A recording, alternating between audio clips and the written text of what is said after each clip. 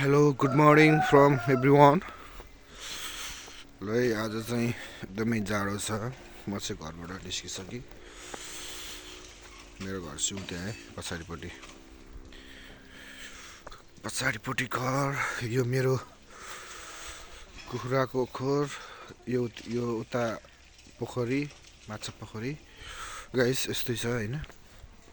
यो मेरो घरको ड्रागन फ्रुट।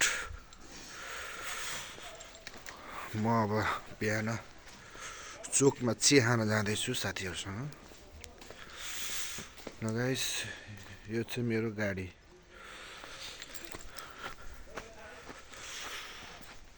अब टक्क गाडी स्टार्ट गर्ने गाइस।